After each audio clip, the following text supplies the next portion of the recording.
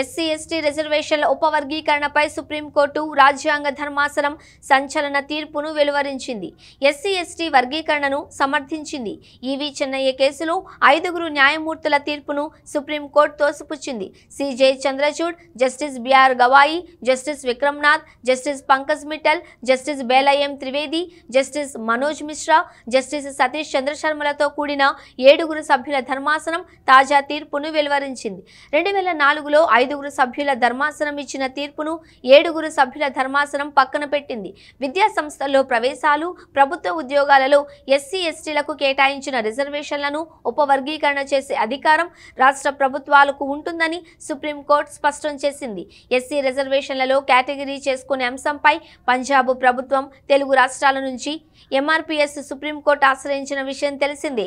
SC వర్గీకరణపై supreme court తీర్పును స్వాగతిస్తున్నామని ఆరోగ్య శాఖ మంత్రి దామోదర రాజనరసింహ తెలిపారు. అణగారిన వర్గాలకు న్యాయం జరిగిందని పేర్కొన్నారు. ఇవాళ న్యాయం, ధర్మం గెలిచింది. మా ప్రభుత్వం ఎస్సీల అభ్యున్నతికి కట్టుబడి ఉంది. 30 ఏళ్ల సుదీర్ఘ పోరాటం గెలిచింది. ఇన్నేళ్లు ఉద్యమ కాలంలో ఎంతో మంది అమరులయ్యారని దామోదర రాజనరసింహ పేర్కొన్నారు. ఈ తీర్పు ఎవరికీ వ్యతిరేకం కాదు అని చెప్పారు. ఉద్యోగ, విద్యా రంగంలో సమన్యాయం జరుగుతుందని అన్నారు. సుప్రీంకోర్టులో మా ప్రభుత్వం రాగానే ప్రత్యేక అడ్వకేట్ పెట్టిన సీఎంకు మంత్రి ధన్యవాదాలు తెలిపారు.